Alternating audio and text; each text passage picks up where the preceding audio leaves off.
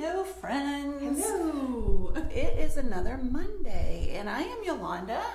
I am co-founder of Harper Therapy, and Dr. G.R. Blanco and I are here today. We are going to have a really good, important conversation. Yes. About learning and growth. Sitting in discomfort. And having conversations that need to be had at this time in history. Really, really important conversations. So we are acknowledging that the most important conversations are the hardest ones to have. Yeah. Right? And there's been so much to happen in our world over the past several months between a global pandemic, economic crisis, all of the, social distancing, all of that piece. And now we have a very intense race conversation taking place. So important. Yeah. So this is a dual race conversation in our book corner that we bring pretty regularly. Yes. Because we are book nerds. We are. And this is actually a book that you had to download because this is such an important conversation that Amazon is sold out of this book. So thankfully, the one positive thing that has come out of all the Black Lives Matter movement, George Floyd's death, and all the death that had happened recently is that it has brought to the forefront a conversation on how can we become not just not racist, anti-racist. How can we speak about race in a way that creates an environment of conversation and understanding? How can we take a look at our own experiences of race and bring something forth that will help us educate ourselves, inspire others to educate themselves, and then have the conversations that need to be had. But when you are in that discomfort, like I don't know about you, but I feel it like in my chest, I feel it in my gut. I'm just like, I know that there have been, I haven't had the opportunity to read this book yet, but it is definitely on my list. I have been listening to, there's so many resources. I've been listening to podcasts, and I know in my own journey, I kind of have to go slowly with some of these things. Like I might read or listen, and then I'll notice like all of that happening, and I'll have to kind of hit the pause button and just take a step back from it a little bit, knowing that I'm going to come back to it. Yeah. Pacing, digesting, processing, and moving forward. Yeah. So we have this life has like a dual purpose. We will talk a bit about the book, and we will talk also about our comfort zones as we move forward. So the first thing is that when I went to look for this book, Amazon was sold out. Amazon was sold out on most of the books for children, which I thought was amazing. That's fantastic. And other books that we will be adding in our blog as suggested readings. The one that I chose on Audible was Ta-Nehisi Coates' Between the World and Me. And this book is a letter to his son, which is what really grabbed me, because as a mom, I think as parents, we really want to reach out to our children and maybe change the conversation, make them more aware of what's going on. That's all of our invitation. Yes. Yeah. And the title of this book is based on Richard Wright's poem that was inspired after he saw a lynching of a black man, and how that situation just dropped a curtain in front of him and the world. We work with trauma every day. We know how that dropping of the curtain, disassociating, distancing yourself between the world and your safety is something that is real, something that really activates you visually, emotionally, and mentally. Yeah. So that's where the book starts. And this is a conversation about race. It's a conversation about trauma. Yes. So many different conversation things. of how we change that. One of the important things that Mr. Ta-Nehisi Coates talks about is the ownership of our bodies. And he is speaking from a black body, a black man to his black son, and understanding how race is a concept that has been created not based on genealogy, not based on DNA or physiology. It's more of a hierarchy of things, a social aspect. So understanding that from the beginning is an eye-opener. The book has a lot of really great phrases that invite you for thought. You were sharing some of them with me before we started the live, and I was just like, oh my gosh, there's so much there. It grabs your heart.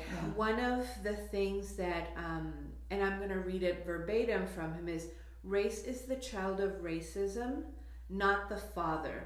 And the process of naming people has not been a matter of genealogy or physiology so much as one of hierarchy, which is what I just mentioned. And then he talks about, and what I'm going to say now is going to be kind of confrontational, but I want you to come into the conversation. Being white is a modern concept that grew from pillaging of life, liberty, labor, and land, flaying of backs, chaining of limbs, destructions of families, rape of mothers, selling of children, meant to deny blacks the right to secure and govern their own bodies. When I read that, I cried. And I think that this is where we can kind of tap into, we all have this growth zone, right? And there's so much of us that gets uncomfortable from that fear space. Like, I don't want to hear this. This is uncomfortable. This is really hard. I deny that this is a situation. I only talk to the people who can repeat back to me the things that, I hear and like to hear. Yeah. And all of these things that have been happening have invited us into this learning space where we're willing to at least kind of be educated a little bit differently, to acknowledge our own biases. And that's super vulnerable and super uncomfortable, but to be in that space of, okay, I'm going to acknowledge that this is this person's experience. Yeah. Right. Oh, boy. Heavy. Yeah. It's heavy when you're in that learning zone, when you decide to educate yourself about topics that bring a lot of emotion to the table. And the race is the important one that we're focusing on today. Right this now. is throughout all of our lives, right? Yeah. When you go into that space, you are going to find topics that really shake you. We were mentioning, where in our bodies do we feel it? I particularly feel it in my chest, and I feel it in my throat. Yeah. Because as a woman of color, a Latina woman, I have had to kind of try to use my voice to present my point of view, not always listen, but always given. So understanding his point of view, understanding the point of view of all our brothers and sisters who are out there in the streets trying to change the system. Yeah. And that, again, that comes back to that vulnerable place of being willing to listen, to understand the other person's experience, as opposed to just coming at it with our own response and not truly listening. And that's where the growth happens. That's where the growth happens. That's when we start kind of adding into our toolbox and saying, okay, this I can use, this I can improve myself. Right. One other thing, because obviously the book, you need to listen to it. He actually reads the book. Oh, that's great. So listening it from his voice, the same as Trevor Noah's Born a Crime, he is the one reading the book. And The Year of Yes by Shonda Rhimes, she also reads the book. Whenever I'm on Audible, I try to find the books that the authors actually read, because it's having a conversation. Another thing that he said that shook me to the core, which brings us to the learning and the growth zone that we're talking about, is like, Black parents love their children with an obsession. They say either I can beat them or the police, because you are all that I have, and you come to us already in danger because of the color of your skin. And this is what we hear over and over and over again from Black parents, from Black mothers. Yeah. Just the gripping fear about the safety of their children. Share this one with us. Yes. So this I had to print out, and I don't know if we'll read it or it will flip it, but it's, I think, the biggest takeaway from the book for me, and it says racism is not merely a simplistic hatred. It is more often broad sympathy towards some and broader skepticism towards others. Deep. Yeah, broader Deep skepticism. Yeah.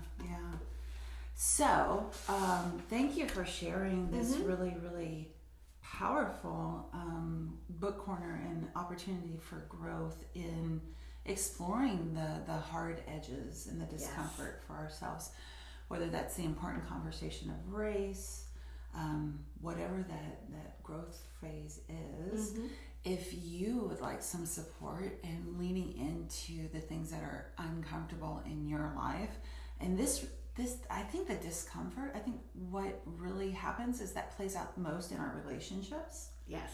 So having this skill set of leaning into our discomfort around race, around whatever the topic, allows us to come to our relationships and just be a better version of ourselves, and allows us to connect more deeply. So that's really beautiful. We admit our vulnerability and we come to the table as we are with open hearts. Yeah. Awesome. Yeah. Thank you so much. You're welcome. Thank you guys for watching. If we can support you in your growth, give us a call, 813-434-3639. Check out this book. We will talk to you soon. Happy Monday. Care.